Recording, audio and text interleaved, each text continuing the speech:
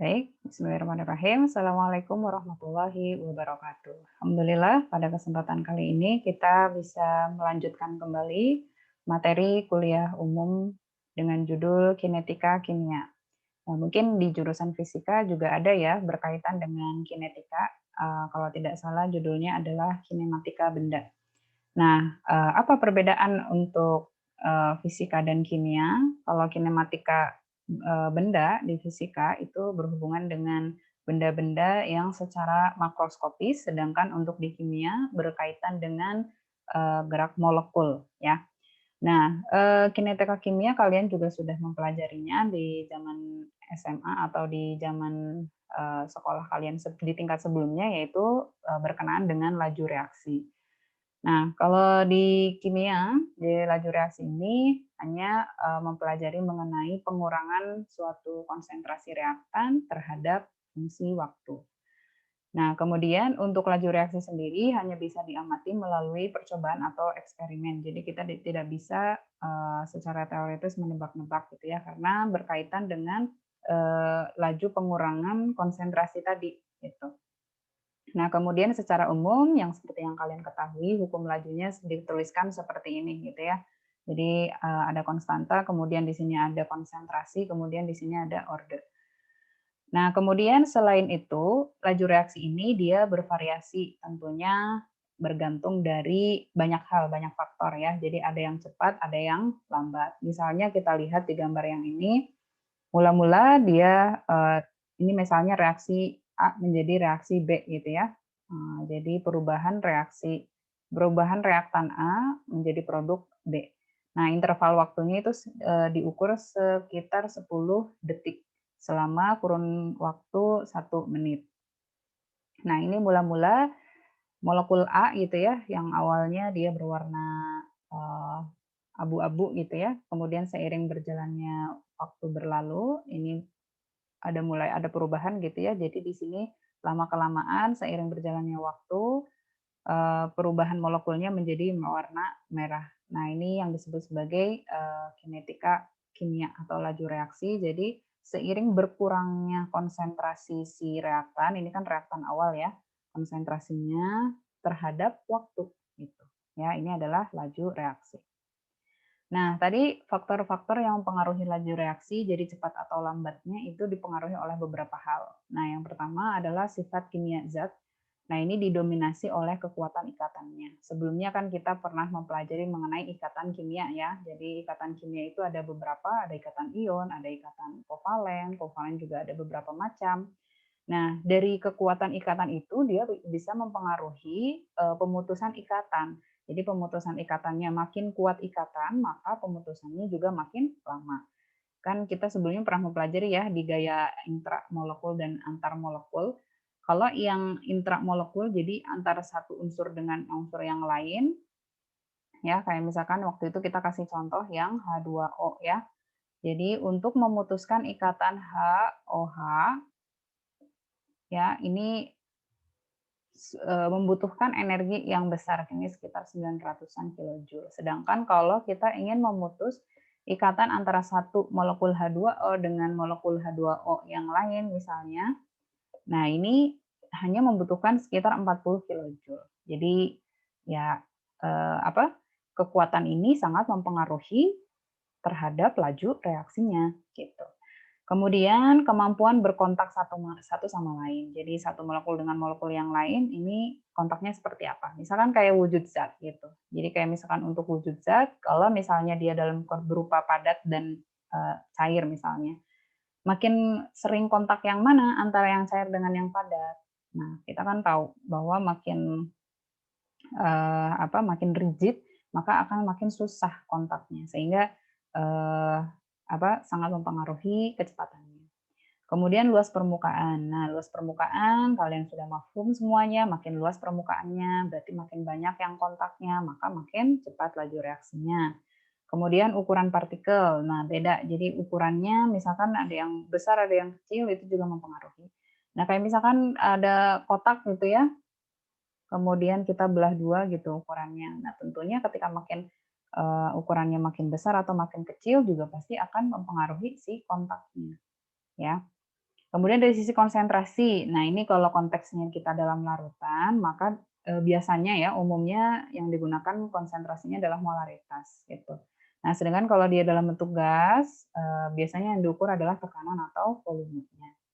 Kemudian temperatur, ya otomatis ya, jadi untuk konsentrasi ini makin besar maka lajunya makin cepat. Untuk temperatur juga sama gitu ya, jadi makin tinggi temperaturnya maka laju reaksinya makin cepat. Kemudian katalis. Nah, katalis mungkin sebagian dari kalian memahaminya adalah suatu zat di mana dia tidak suatu zat yang bisa mempercepat gitu kan,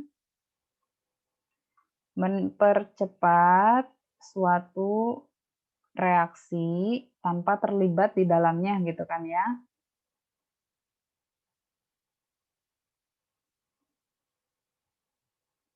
atau tanpa bereaksi. Nah, apakah definisi ini benar? Sedikit kurang tepat gitu ya. Benar, dia mempercepat suatu laju reaksinya, tapi bukan berarti dia ini tidak terlibat ya atau tidak bereaksi. Tetap bereaksi, hanya saja di akhir gitu ya, di akhir reaksi akan terbentuk lagi katalis ini gitu ya. Jadi nggak kalau misalkan dia nggak bereaksi sama sekali, gimana dia mau mempercepat reaksi gitu ya. Nah, tetap katalis ini dia akan ikut bereaksi, akan turut bereaksi, hanya saja di akhir akan terbentuk kembali katalisnya gitu ya. Jadi tolong diperbaiki. Oke, selanjutnya untuk pengukuran laju reaksi, ya mula-mula pastikan kita ingin mengukur laju reaksi. Nah, ini sebenarnya kan tadi ya, jadi mengukur laju reaksi itu artinya kita mengamati konsentrasi per reaksi. Nah, jadi konsentrasi per reaksinya berarti kira-kira akan bertambah atau berkurang seiring berjalannya waktu. Tentu saja konsentrasi per reaksi dia akan berkurang. Bagaimana dengan hasil reaksi atau produk? Kira-kira seiring berjalannya waktu dia akan bertambah atau berkurang? Akan bertambah, gitu ya. Nah, ini kalian harus perhatikan gitu. Nah, ini jadi untuk satuannya sendiri, jadi dari laju reaksi adalah molaritas per second karena dia diinikannya adalah per waktu. Nah, biasanya waktunya dalam waktu detik. Kemudian ada 3 jenis laju reaksi, ada laju awal, laju sesaat, dan laju rata-rata. Nah, kenapa laju awal ini penting gitu ya? Karena ini yang jadi patokan biasanya ya, patokan dan dia lebih sederhana. Jadi kalau misalkan laju awal itu kayak misalkan reaksi untuk melarutkan gula dalam air. Nah, itu kan pas awal-awal mah cepet gitu ya, cepet kemudian tidak berkontak antara produk, nggak akan bercampur gitu. Karena produknya itu belum banyak gitu ya. Nah, pelarutan si glukosanya itu belum terlalu banyak. Atau misalkan contoh yang lain apa? Eee, Misalkan untuk reaksi pembusukan lah misalnya. Nah, si tempe ketika misalkan mau membusuk, nah awal-awal kan biasanya mulai, apa namanya teh, baru reaksi sederhana saja, misalkan dia, basi, misalkan tumbuh jamur gitu ya.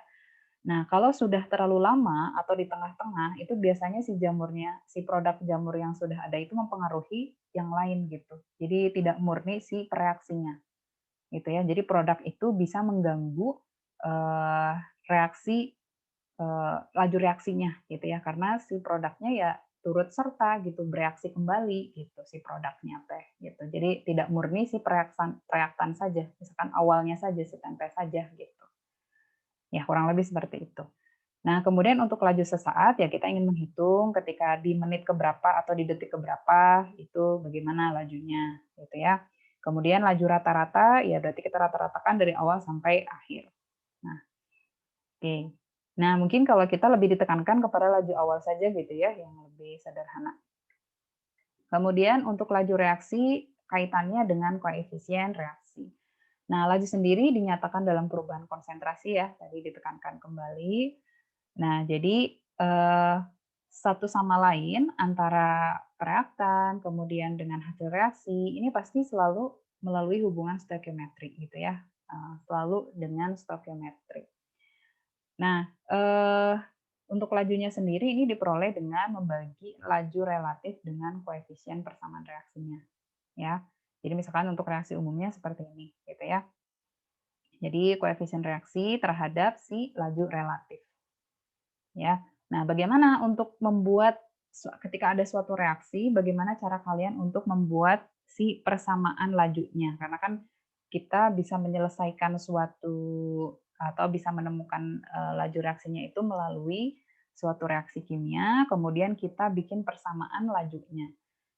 Nah, bagaimana cara membuatnya? Nah, kita misalkan lihat ada suatu produk A, reaktan A, reaksi A yang dia itu menghasilkan misalkan B. Jadi hanya tiba-tiba langsung berubah jadi zat ini gitu ya. Nah, bagaimana persamaan lajunya? Berarti lajunya adalah ya ini, perubahan A ya. Jadi perubahan konsentrasi A per perubahan T gitu ya.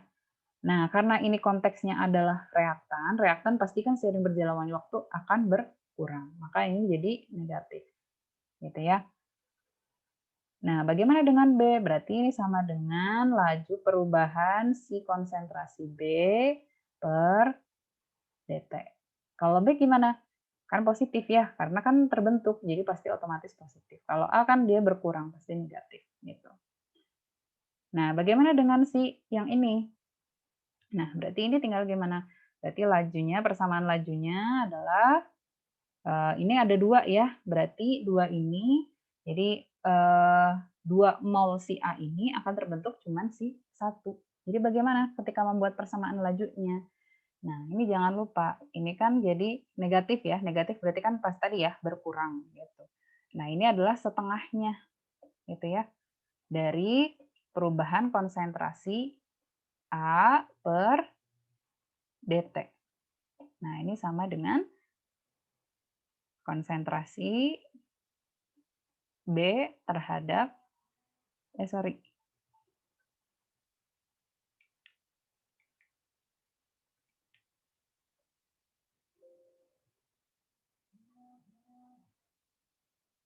Nah, kita hapus dulu. Nah, ini terhadap si T. Ini kan pembentukan konsentrasi produk terhadap T. Nah, bagaimana dengan yang ini? Bagaimana laju persamaan lajunya? Ya, berarti kita tinggal dimasukkan saja gitu kan ya. Laju perubahan si konsentrasi A, nah koefisiennya tetap dimasukkan karena kan dia tidak tahu ya ini berapa gitu.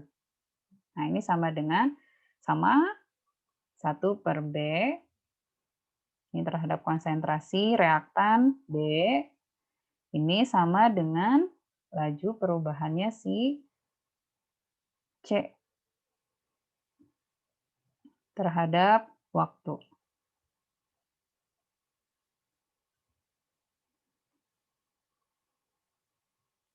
Nah, seperti ini ya. Ini untuk membuat persamaan laju reaksinya. Nah, ini silakan kalian membuat persamaan laju reaksinya terhadap reaksi yang ini. Ini sudah ada molekulnya. Oke, selanjutnya untuk membuat hukum lajunya. Jadi hukum lajunya itu dia berkaitan dengan si orde ya. Ungkapannya itu kan seperti ini ya. Jadi laju sama dengan konstanta dikali dengan konsentrasi reaktannya dikali dengan si ordenya. Nah, jadi K itu sebagai konstanta laju reaksi. Jadi konstanta ini menunjukkan efisiensi. Jadi efisiensi itu menunjukkan berapa banyak sih hasil yang bisa diperoleh. Jadi kalau K-nya makin tinggi, ya, maka efisiensinya tinggi. Artinya apa? Produknya lebih banyak dihasilkan dengan kurun waktu yang singkat, gitu ya. Nah, untuk penentuan hukum laju ini ditentukannya harus secara eksperimen, gitu ya. Nah, makanya nanti ketika dalam soal-soalnya itu pasti diketahui data ya, jadi dikasih data gitu. Jadi tidak bisa misalkan dari persamaan reaksi saja ditentukan hukumnya, nah, itu tidak bisa. Baru persamaan secara teoritisnya saja, belum bisa secara hukum pastinya. Nah, kemudian ini adalah tadi ya, jadi untuk lajunya kayak gini gitu ya, bahasa. Aduh, maaf. Jadi untuk bahasa kimianya seperti ini gitu ya. Ini karena ada dua reaktan, maka akan seperti ini. Nah, kemudian tadi kan kita tahu ada si X, ada si Y. Nah, si X dan Y ini adalah menyatakan derajat resistensi untuk bereaksi. Jadi seberapa besar reaktannya itu bisa bereaksi. Jadi kalau misalkan ordenya makin besar, ini justru malah reaksinya makin lambat, gitu ya. Nah, untuk order reaksi total, tentunya penjumlahan dari order dari masing-masing ya individu per reaktannya. Nah, kemudian order juga bisa berupa negatif, pecahan, atau bilangan bulat. Tentunya dalam penentuannya harus secara percobaan. Percobaannya seperti apa? Oke, misalkan di sini ada suatu reaksi dengan reaksi nitrit oksida, nitrogen oksida dengan gas H2 ya, untuk menghasilkan gas nitrogen dan air misalnya. Nah, jadi katanya tentukanlah hukum lajunya, kemudian konstanta lajunya, dan kemudian laju reaksi ketika masing-masing konsentrasi diketahui. Nah, jadi yang pertama kita lakukan adalah untuk mencari ordernya dulu, gitu kan ya. Ordernya itu kan berdasarkan eksperimen ya tadi. Nah, misalkan di sini kita lihat bahwa untuk NO ini dibuat tetap konsentrasinya, kemudian di sini H2 di percobaan ke-1 dan 2 dibuat tetap. Oke, mari kita selesaikan dari satu-satu. Misalkan untuk kita langkah awal berarti mencari order.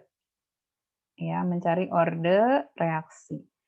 Masing-masing dari NO dan H2. Nah, misalnya untuk order reaksi ini kita persamaan ke-1 misalnya. Di sini persamaan ke-1 kan kita harus temukannya melalui laju ya. Jadi persamaan umumnya adalah laju reaksi K konstanta dikali dengan konsentrasi NO pangkat ordernya X, kemudian H2 di sini Y. Nah, kita berangkat dari persamaan laju ini. Jadi misalkan persamaan yang percobaan ke-1, initial rate-nya, laju pertamanya adalah 1,3 kali 10 pangkat min 5. Ya, molar per second. Nah, ini dikalikan dengan K yang kita belum tahu. Kemudian konsentrasi NO yang pertama adalah 5 kali 10 pangkat min 3. N. Kemudian dikalikan dengan konsentrasi, ini satuannya ya, molar. Nah, ini dikali dengan order X. Kemudian di sini dikalikan dengan konsentrasi si H2 kali 10 pangkat min 3, konsentrasinya N, di sini Y. Kemudian untuk yang persamaan kedua, ini lajunya adalah 5,0 kali 10 pangkat min 5, satuannya meter per sekon. Kemudian di sini persamaan yang kedua, konsentrasi NO-nya adalah 10,0 kali 10 pangkat min 3.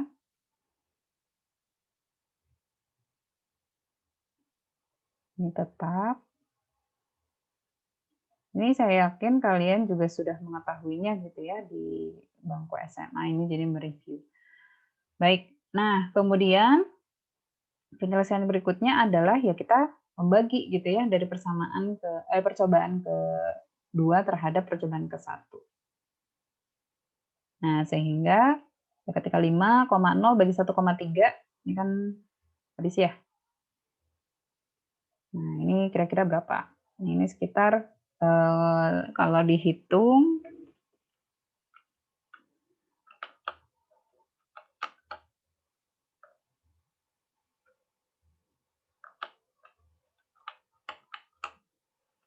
ini sekitar 3,85 ya, 3,89. Nah, kita bulatkan menjadi 4 saja gitu ya. Kemudian ini habis gitu kan. Ini habis, dan tersisa ini. Nah, kemudian 10 bagi 5 ini kan 2 ya. 2 pangkat X. Nah, sehingga di sini kita sederhanakan X-nya adalah 2. Nah, kemudian untuk persamaan yang di mana nih? ketiga yang selanjutnya gitu ya. Nah, masih tetap sama, ini berarti yang persamaan yang kedua berarti 5 kali 10 pangkat min 5.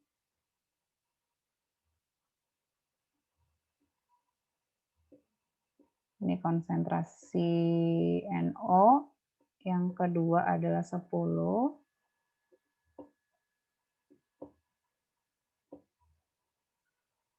Nah, ini 2.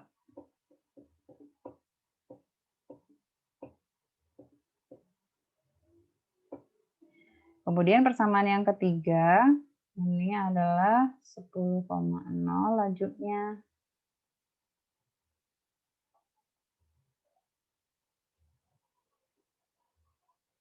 Nah, kemudian di sini konsentrasi awalnya.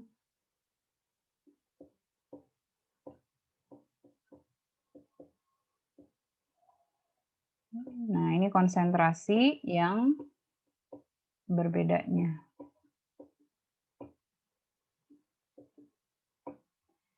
Nah, dari sini kita selesaikan penyelesaiannya. Nah, ini kan jadi berapa? 10 bagi 5 berarti kan sama dengan 2, gitu ya. Kemudian ini habis, ini bagi ini jadi 2 pangkat Y. Nah, sehingga Y-nya adalah sama dengan 1. Nah, sehingga dari sini kita bisa menyimpulkan bahwa orde untuk NO adalah 2, kemudian orde untuk H2 adalah 1. Nah, sehingga orde totalnya adalah 3. Nah, kemudian langkah selanjutnya, kita bisa menentukan hukum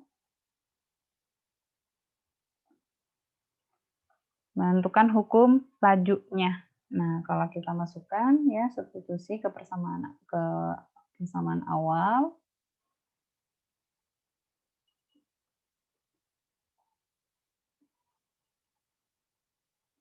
Nah, sehingga di sini kita masukkan nilai masing-masing ordenya.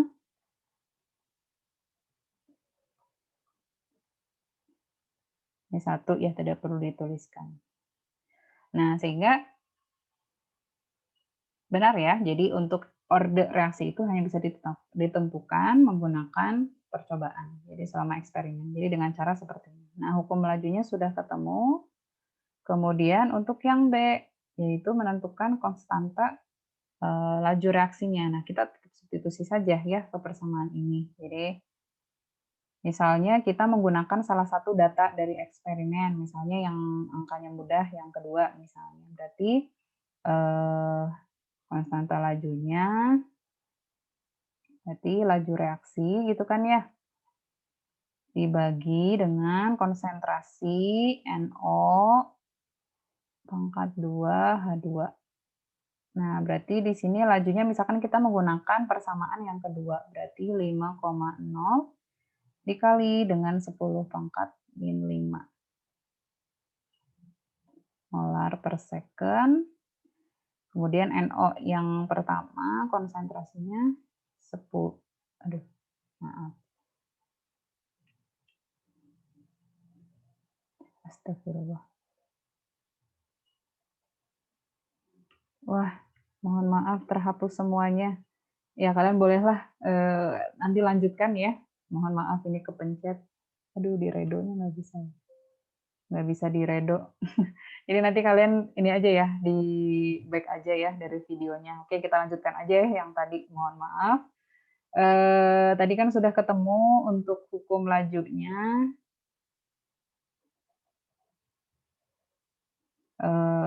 Konsentrasi NO. Nah, tadi kita menggunakan persamaan yang ini ya, percobaan yang kedua ya. Jadi untuk K-nya adalah laju dibagi dengan konsentrasi NO per H2.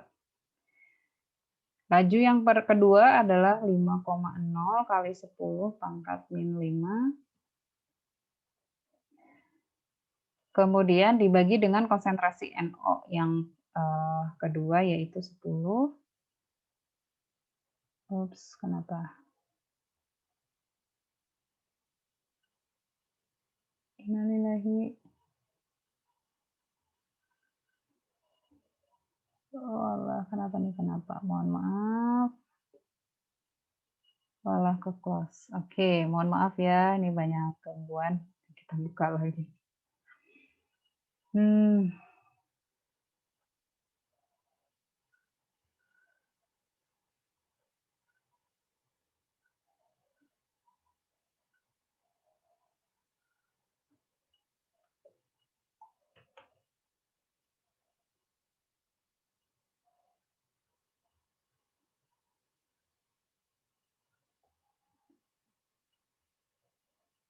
oke, tunggu sebentar. Screen share.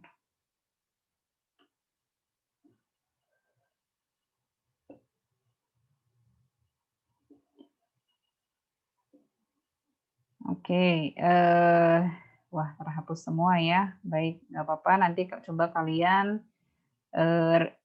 kan kalau di video mah bisa di-back ya, ini nggak bisa. Oke, jadi tadi terhapus semua. Oke, sabar sabar. Oke, baik. Oke, tadi laju ya, tadi sudah sampai di mana? Oke, yang B ya, yaitu kita menentukan konstanta lajunya. Jadi tadi persamaannya sudah ketemu, yaitu ini pangkat 2, kemudian ini H2.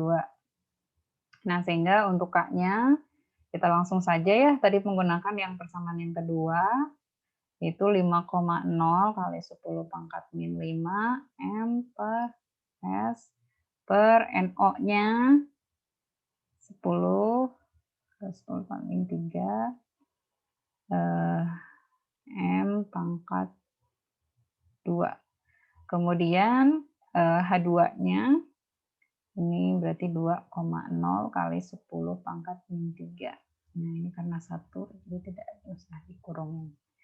Nah, dari sini kita hitung gitu ya, kita kalkulasi.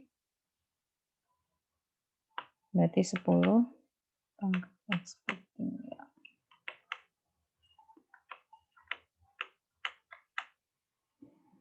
Nah, berarti di sini 5,0 kali 10 pangkat min 5.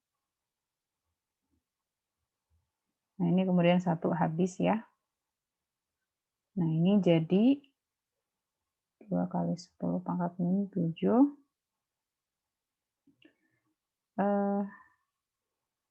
kuadrat per second ya. Oh, mohon maaf, ini tadi sudah habis ya, ini dicoret. Oh, ini belum ada. Oke, nah jadi hasil akhirnya sekitar 2,5 ya, kali 10 pangkat 4. Nah, ini kuadrat karena tadi masih ada 2. Nah, ini jadi untuk konstanta lajunya segini ya. Kemudian yang C berarti kalau katanya konsentrasi NO-nya segini, konsentrasi H2-nya segini, berarti berapa laju reaksinya. Nah, berarti kita tinggal masukkan ke persamaannya kan ya. Nah, jadi lajunya kita K-nya kan masukin nih, K-nya sudah ada, berarti 2,5 kali 10 pangkat 4 molar kuadrat dikalikan dengan 12,0 kali 10 pangkat 3 M dikali dengan 6,0 kali 10 pangkat min 3 M. Nah, ini berarti ini habis kan ya. Nah, kemudian kita kalkulasi.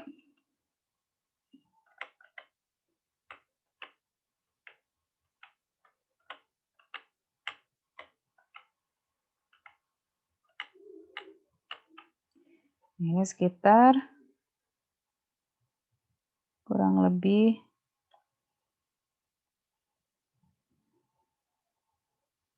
2 kali 10 pangkat 4. Oh, ini udah habis ya. Oh, ini udah habis. Sudah habis ya, per second. Nah, ini ya. Jadi, oh mohon maaf, ini kan kuadrat ya. Maaf, ini dikuadratkan. Ya, jadi ini masih ada 1. Betul. Oke. Baik, seperti itu. Kemudian ini silahkan kalian coba ya, diuji coba, kalian kerjakan sebagai latihan.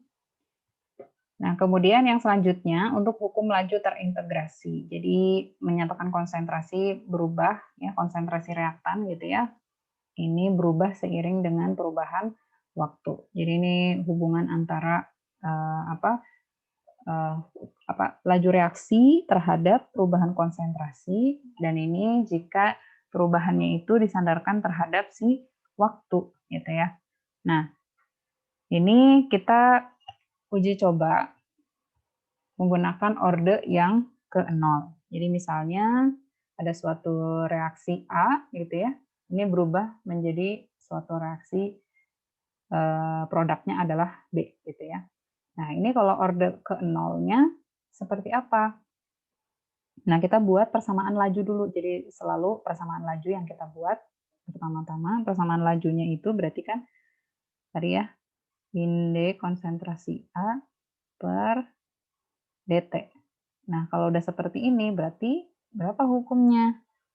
Nah, ini kan tinggal konstantanya dikali dengan A0. Nah, kenapa A0? Karena ordenya orde ke 0. Jadi kalau misalkan kita mau menyelesaikan orde ke 0, ya berarti konsentrasi awalnya A0 gitu ya. Nah, A0 berarti ini kan kalau diintegralkan berarti sama dengan berapa? 1 gitu kan. Jadi min.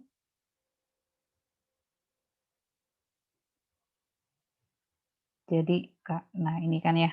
Nah, kalau kita integralkan berarti kita ubah gitu ya, kita ulang menjadi ini kan diferensialnya gitu ya. Kita menjadi diintegralkan ini jadi dA sama dengan integral K dt. Nah, kita tentukan ya dari integral ini batas-batasnya itu siapa aja, berapa aja gitu kan ya. Nah, sehingga kita bisa tentukan dari sini.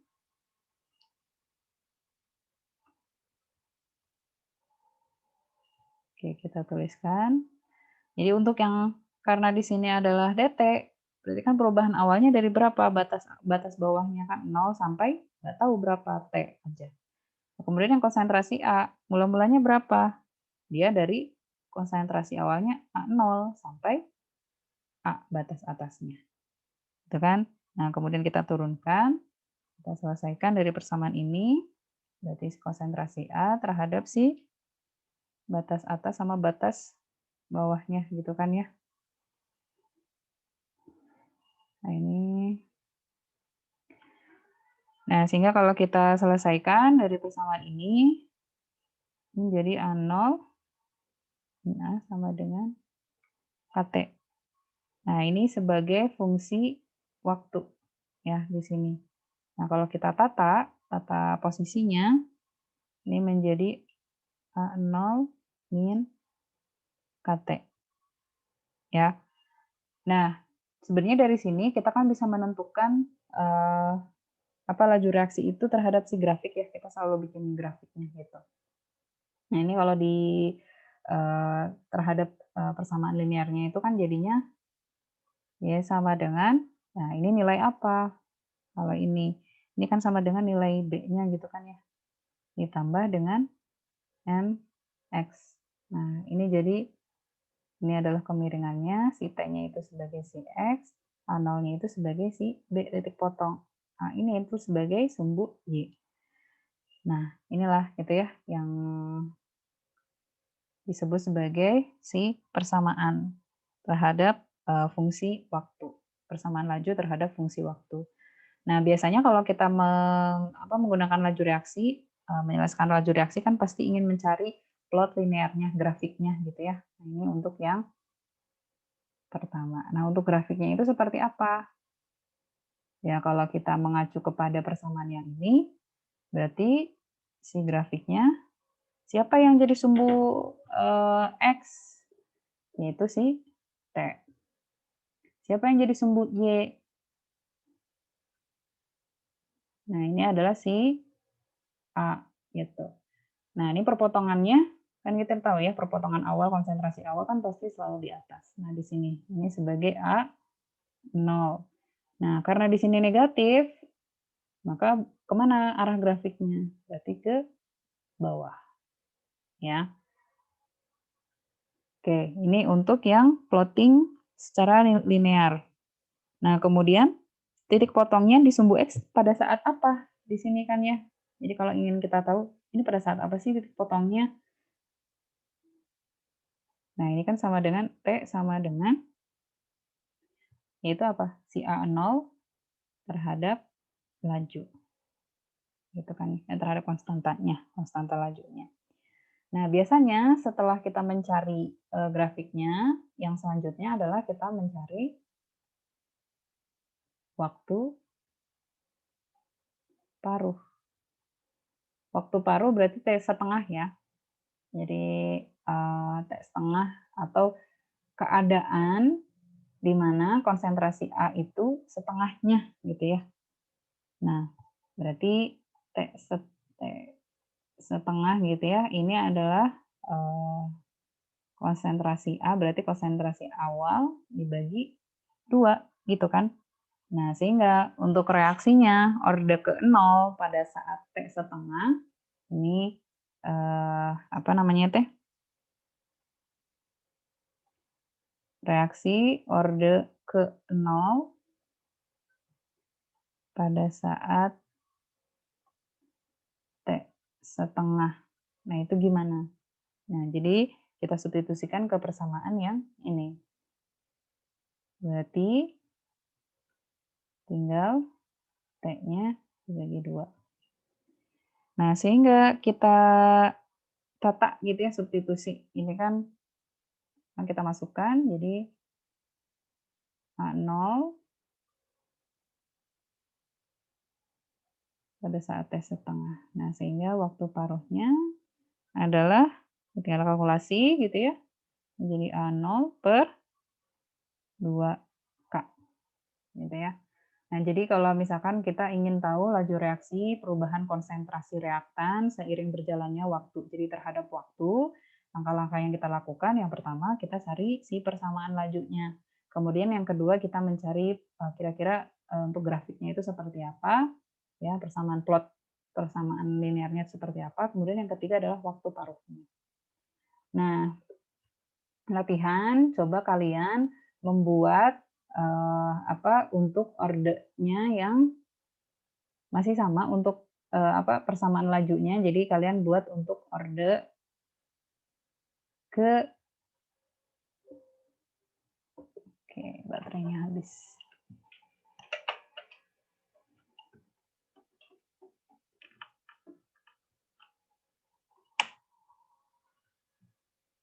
Oke, jadi kalian buat untuk orde ke 1. Jadi dari persamaan yang masih sama seperti ini.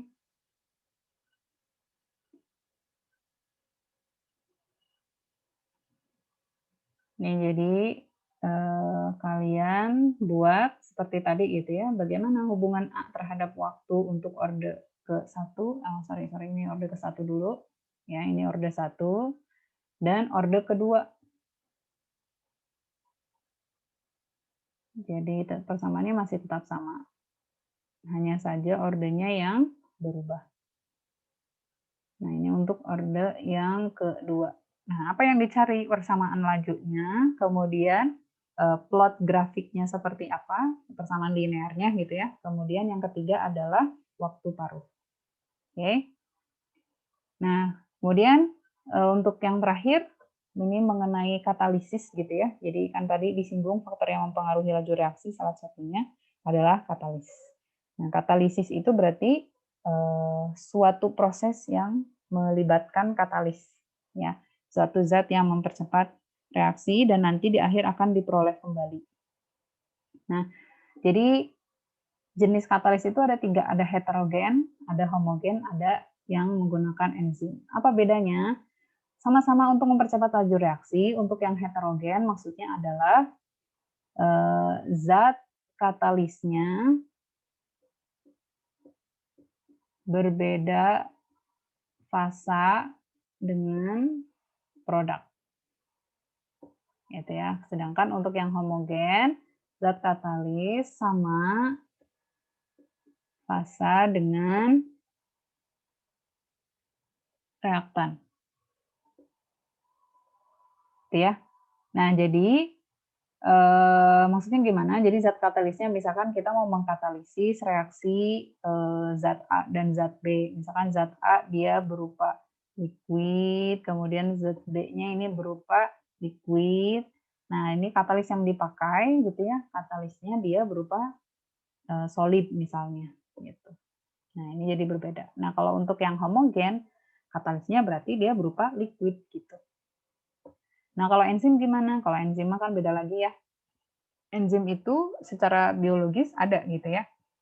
Jadi dalam mulut kita ada enzim. Nah, enzim ini adalah dia fungsinya untuk mengkatalisis pemecahan. Kalau di dalam mulut kita, dia kan enzimnya adalah yang untuk memecah gula ya menjadi yang lebih sederhana. Amilase ya kalau nggak salah. Nah itu. Jadi amilase adalah suatu enzim untuk mengkatalisis pemecahan karbohidrat kompleks menjadi disakarida gitu. Nah, silahkan kalian cari tahu gitu ya contoh reaksi yang dikatalisis dengan heterogen dan yang homogen, lalu yang enzim. Enzim ini banyak banget jenisnya, silahkan kalian eksplorasi.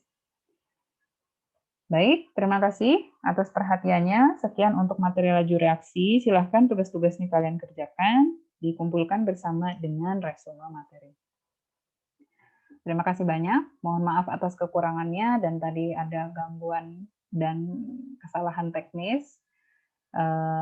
Mohon maaf atas kekurangannya. Kita sambung kembali di LMS di sesi Q&A. Terima kasih. Wabillahi taufiq wal hidayah. Wassalamualaikum warahmatullahi wabarakatuh.